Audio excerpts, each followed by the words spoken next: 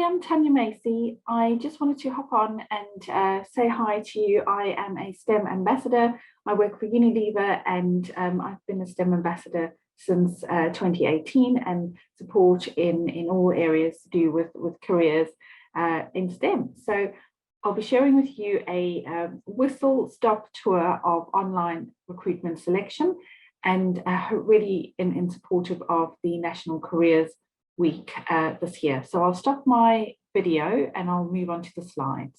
So as I just mentioned, I am a STEM ambassador and supporting with National Careers Week, and we're having a look at online recruitment selection. What we'll be covering very quickly is a quick look into the process, your tips before applying, looking at the recruiter's screening process, what interviews look like when it comes to being invited for a digital one, and some tips, interview questions to be prepared for, how to manage feedback, and just a little bit of a signpost to LinkedIn and your CV. So if we have a look at what happens when you apply for a job online, this as you can see here, this shows from sort of day one right through to the third week or the end of the third week. And that really is a very short waiting period and can actually go on a lot longer than that as well. So day one, you've sent your CV across and you then wait for a reply. So the recruiter will pick up your CV. They'll have a number of CVs that they've gone through and they will respond to you. So around about day 5, right through to the third week, you could be waiting to hear from the recruiter. So have your patience. It can take that long and it can take longer. Once you've had that connection with the recruiter, they will also be interviewing a number of other candidates for that same job as well. And after that step with them, you will then move on to the interview with the hiring manager. And usually that can be around about week 3 or 4 after you've sent your CV. So that's why it takes so long. And if we have a look next at some tips before applying. So some of the most important tips are having a look at what experience the job needs, and have a look at what words you've used in your CV. Sometimes you might have used a very similar word, but not the exact same word as the job description has. And I would recommend that you change the word to match. There is new technology nowadays, and this is used very much with all companies. There is an algorithm in the technology that reads your CV, and if your CV matches some of the words that are in the job description, then you move up the queue and the recruiter sees your CV a lot sooner.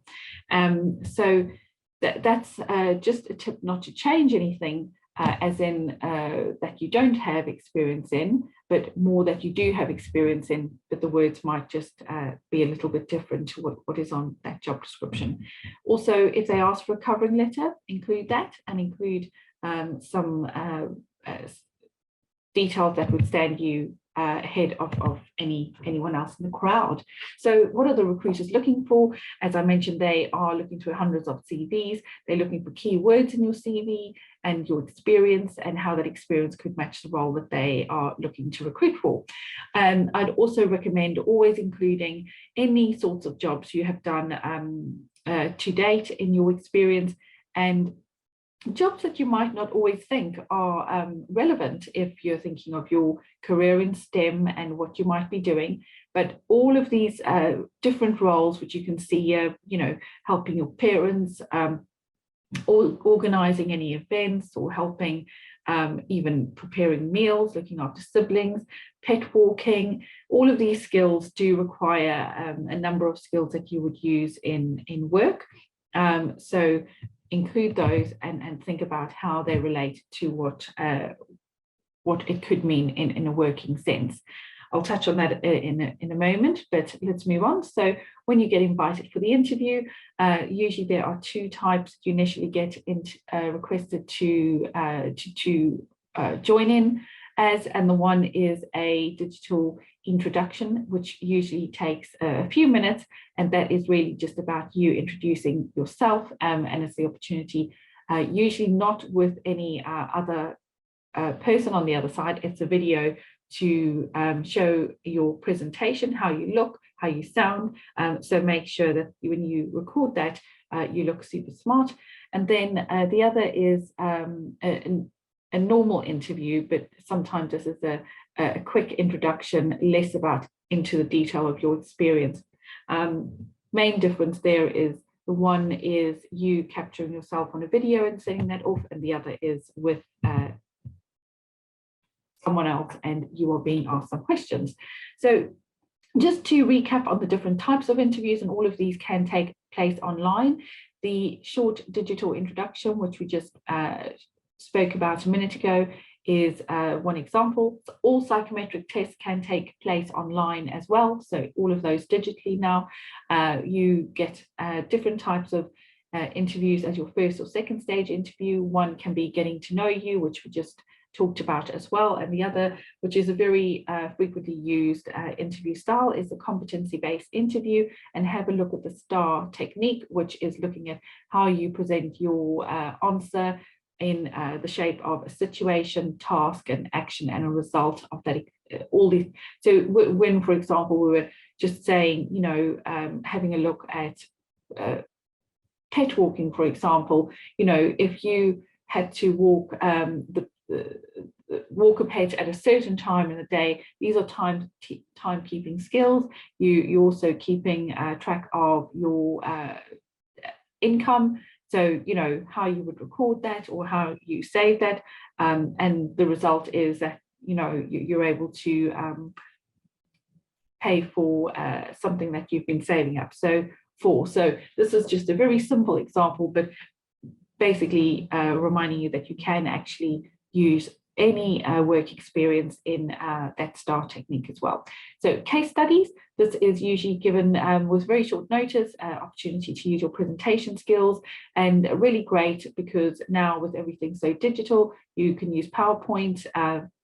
And the final interview stage is usually a high-level interview, really trying to see if you can see a bigger picture on things, what you are like working within a team, so more of a high-level view. And one thing just to be very mindful of in online recruitment processes, which is very much less of the in-person ones, is you get to use a lot of prompts. So you can have your CV in front of you, you can have some notes around you, all of your research that you've done. So this really helps and quite different to how things look when you need to go in person. So this is really moving on to how we prepare, and just as I was saying, putting some notes around you, having some pointers in terms of, you know, what your strengths are. So anything that you might find you get a bit nervous talking about, put some notes in front of you, have those with you, and use them when the opportunity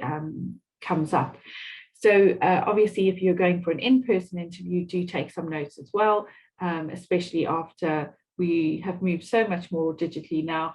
Having some notes and looking like you've prepared is absolutely fine. You don't have to go into an interview and look like you know all the answers without any notes with you. But do take a look at the company website, look at their careers page, look at their LinkedIn page, look at the person that you'll be meeting, look at their LinkedIn profile.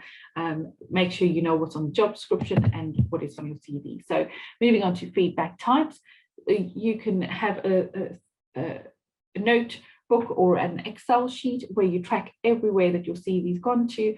Make sure you do that and run about day 10 or so. If you haven't heard anything, then give a chase to where you send your CV off to find out what the update is. Sometimes that feedback, as you recall looking at the first slide of timelines, it can take a month, it can take sometimes 6 weeks to even hear back from the company that you sent your CV to. So do stay positive, do chase. And if you haven't been successful with your CV even or at an interview, you can ask for some feedback. So do use that opportunity to learn and improve your future opportunities in interviews, whether that is sending your CV off. Always ask for feedback. How did my CV look? How could I improve it? And same for the interview. So final takeaway point is your CV is not what you put on LinkedIn, but do make sure LinkedIn looks super smart, because any recruiters, any hiring managers, they always look at your LinkedIn profile. Even if you don't have any experience, work experience, put the clubs, put your interests, anything STEM related, put that on your LinkedIn profile, and really make it look like the kind of job that you would be looking for. So if you're wanting to be an accounts assistant or a coder, then put that in your title, put something catchy.